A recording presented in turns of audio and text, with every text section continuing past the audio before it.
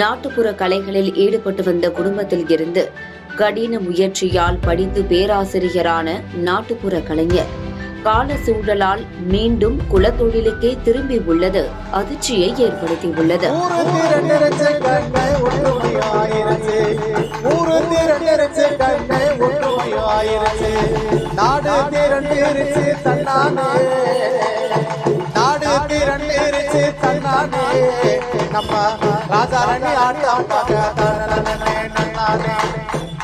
மதுரை மாவட்டம் சூலபுரத்தை சேர்ந்தவர் சென்றாய பெருமாள். தலைமுறையாக நாட்டுப்புற கலைகளில் ஈடுபட்டு வந்த குடும்பத்தில் பிறந்த இவர் தனது வாழ்வாதாரத்துக்காக தனது சிறு வயதில் இருந்தே குடும்பத்தினர் மேற்கொண்ட பெண் வேடம், ராஜா ராணி ஆட்டம், தெருக்கூத்து உள்ளிட்ட நாட்டுப்புற கலைகளில் தன்னை ஈடுபடுத்திக் கொண்டார். இது போன்ற நிகழ்ச்சிக்கு சென்றால் மட்டுமே வாழ்வாதாரத்தை கவனித்துக் கொள்ள முடியும் என்பதால் உடல்நல கோளாறுகள் காரணமாகவும் பள்ளி படிப்பை பாதியிலேயே நிறுத்திய அவர் தொடர்ந்து பல்வேறு பகுதிகளில் நடக்கும் நாட்டுப்புற நிகழ்ச்சிகளில் தன்னை ஈடுபடுத்திக் கொண்டார். எனினும் ஒரு கட்டத்தில் கல்வியே முக்கியம் என்பதை உணர்ந்த அவர் திறந்தவெளி பல்கலைக்கழகங்கள் மூலமாக முதுகலை, எம்ஃபில், முனைவர் பட்டம் வரை பயின்றுள்ளார். அதனைத் தொடர்ந்து கடந்த 2016ஆம் ஆண்டு மனோன்மணியம் சுந்தரனார் பல்கலைக்கழகத்தில் உதவி பேராசிரியராக பணிபுரியும் வாய்ப்பு அவருக்கு கிடைத்தது. அவரின் இந்த சாதனை அடித்தட்டு சமூகத்தில் இருந்த பலருக்கும் உத்வேகமாக அமைந்தது. மேலும் நாட்டுப்புற கலைகளில் ஈடுபட்டு வந்த பலர் கல்வியின் கவனம் செலுத்த இவரின் சாதனை முன்னுதாரணமாக அமைந்தது. பேராசிரியராக பொறுப்பேற்ற சென்றாய பெருமாள் திருநங்கைகள் உள்ளிட்ட பின்தங்கிய சமூக மாணவர்களுக்கு கல்வி வாய்ப்புகளை உருவாக்குவதிலும் நாட்டுப்புற கலைகளை கற்பித்தல் உத்தியாக பயன்படுத்துவதிலும் முக்கிய பங்காற்றினார். ஆனால் கடந்த 2023ஆம் ஆண்டு வெளியான ஒரு நிர்வாக அறிவிப்பின் மூலம் திறந்தவெளி கல்வி அடிப்படையில் பெற்ற பணி செல்லாது என அறிவிக்கப்பட்டதை தொடர்ந்து சென்றாய பெருமாள் பேராசிரியர் பணியிலிருந்து நீக்கப்பட்டார். இதற்கு எதிராக நீதிமன்றத்தில் வழக்கு தொடுத்த அவர் சாதகமான தீர்ப்பு பெற்றிருந்தாலும் மேல்முறையீடு காரணமாக இதுவரை பணியில் மீண்டும் சேர முடியாத நிலை தொடர்கிறது. இதனால் பணி இழப்பு, வருமான இழப்பு மற்றும் குடும்ப சுமைகள் காரணமாக அவர் கடும் மனவேதனைக்கும் பொருளாதார சிரமங்களுக்கும் ஆளாகிய அவர் தற்போது வேறு வழியின்றி மீண்டும் நாட்டுப்புற கலைகள் மேற்கொள்ளும் பணிக்கே திரும்பி உள்ளார். இது குறித்து பேசிய அவர், எனக்கு படிக்கக்கூடிய ஒரு வாய்ப்பு, அந்த உணர்வு எங்கிருந்து வந்தது அப்படின்னா, என்னுடைய படித்த மாணவர்கள் ஊரில் அவங்க தாத்தா இறந்துட்டாங்க. அங்கே போய் பார்த்தா என்னுடைய கூட படித்த என்னுடைய நண்பர்கள், அப்போ அவங்க முன்னாடி எப்படி நான் ஆடுறது அப்படிங்கிற அந்த ஒரு உணர்வு, ஒரு குற்ற உணர்வு எனக்குள்ள மிகப்பெரிய ஒரு அழுத்தத்தை கொடுத்துச்சு. அவங்களுக்கு முன்னாடி ஜாக்கெட் போட்டுக்கிட்டு பாவாடை கட்டி ஆடிக்கிட்டு இது எவ்வளோ பெரிய ஒரு மோசமான அந்த உணர்வை என்னால் புரிஞ்சுக்கிட்ட முடிஞ்சது. அப்போ எடுத்த ஒரு முடிவு தான் நான் படிக்கணும் அப்படிங்கிற ஒரு வெறி எனக்குள்ள ஒரு அனலாக பரவிச்சு.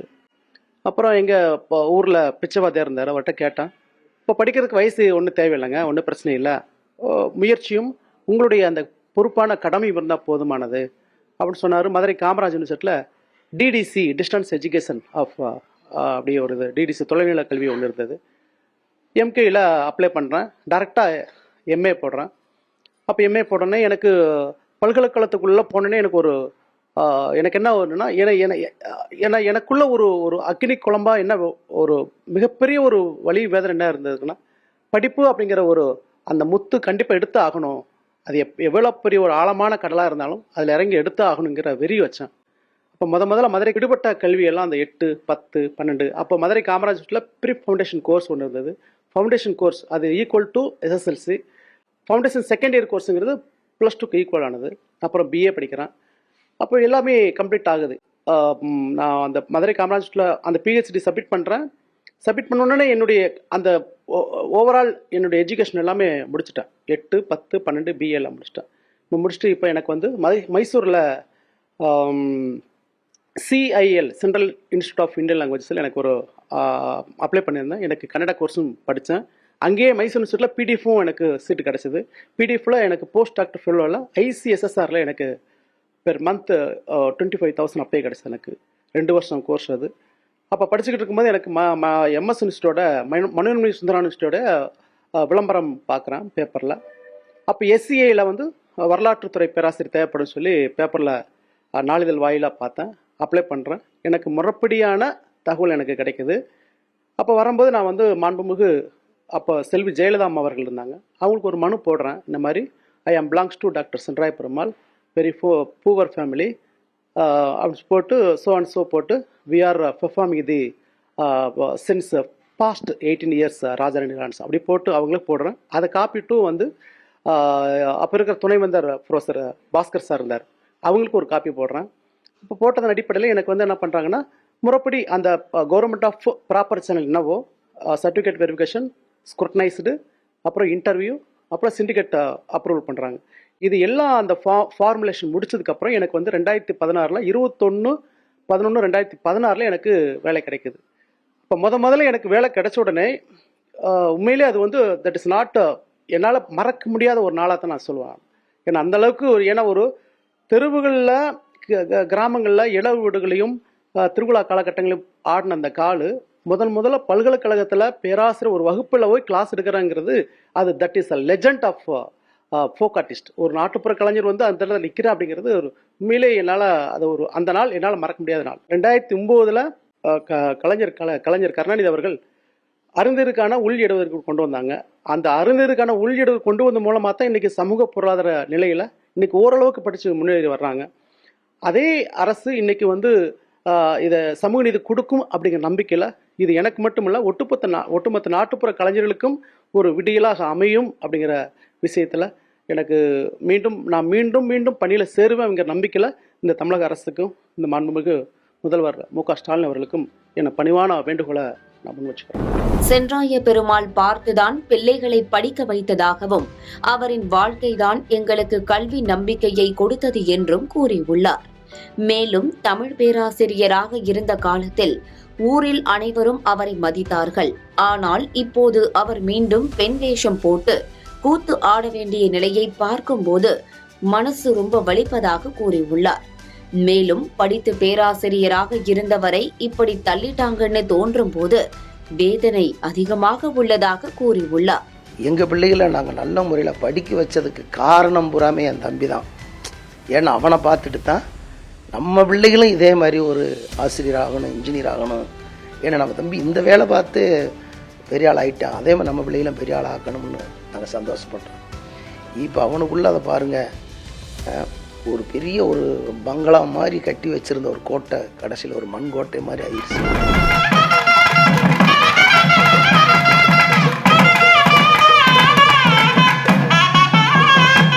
புதிதாக கல்வி திட்டங்களை அமல்படுத்துவது தவறு இல்லை. ஆனால் அந்த மாற்றங்கள் ஏற்கனவே பணியில் இருப்பவர்களின் வாழ்வாதாரத்தையும் உரிமைகளையும் பாதிக்காத வகையில் இருக்க வேண்டும் என்று கூறியுள்ளார் கல்வியாளர் ஜெயபிரகாஷ். எந்த ஒரு மாற்றம், அதாவது வேலைக்காகவோ அல்லது ஒரு எஜுகேஷனல் சிஸ்டத்திலேயோ ஒரு சேஞ்ச் வரணும் அப்படின்னு பார்த்தீங்கன்னா கண்டிப்பாக கொண்டு வர்றது தப்பு கிடையாது. பட் ஒரு தடவை ஒருத்தர் ஜாயின் பண்ணிட்டார், உதாரணத்துக்கு ஒரு பணியில் அமர்த்திட்டாரு, பழைய ரெகுலேஷன் படி புது ரெகுலேஷன்ஸ் கொண்டு வராங்க. அப்போ புது ரெகுலேஷன்ஸில் அந்த பழைய ரெகுலேஷன்ஸில் ஜாயின் பண்ணவங்களுக்கு ஒரு டிஸ்மிஸ் பண்ணுறதோ வேலையை விட்டு தற்காலிகமாக நீக்கிறது ஒரு சரி இல்லாதது தான் நாங்கள் சொல்லுவோம் கண்டிப்பாக. மேலும் தொலைதூர கல்வி என்பது அடித்தட்டு மற்றும் பின்தங்கிய சமூகத்தவர்களுக்கு உயர்கல்வி அடைய கிடைத்த முக்கிய வாய்ப்பு என்றும் அந்த வழியில் படித்து பணியில் சேர்ந்தவர்களின் கனவுகளை விதிமுறைகள் மாற்றப்பட்டதால் சிதைக்க கூடாது என்றும் அவர் கூறியுள்ளார். இதுகுறித்து உயர்கல்வித்துறை அமைச்சர் கோவி செழியன் புதிய தலைமுறையிடம் பேசும்போது பேராசிரியர் சென்றாய பெருமாள் நிலை குறித்து தற்போதுதான் தகவல் கிடைத்திருப்பதாகவும் இதுகுறித்து முறையாக விசாரித்து உரிய நடவடிக்கை எடுப்பதாகவும் உறுதியளித்துள்ளார்.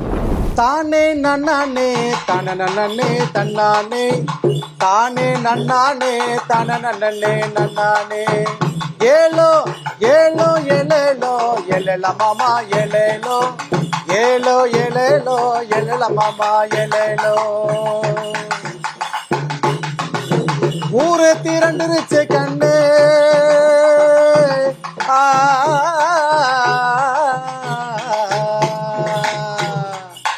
ஊரு திரண்டுருச்சு கண்ணு ஒற்றுமையும் ஆயிருச்சு, ஊரு திரண்டுருச்சு கண்ணு ஒற்றுமையும் ஆயிருச்சு. நாடு திரண்டிருச்சு தன்னானே, நாடு திரண்டிருச்சு தன்னானே, நம்ம ராஜாரணி ஆட்டம் பார்க்க தன்னே நன்னானே, நம்ம ராஜாரணி ஆட்டம் பார்க்க தன்னே நன்னானே, தானே நன்னானே தன்னே நன்னானே, தானே நன்னானே தன்னே நன்னானே.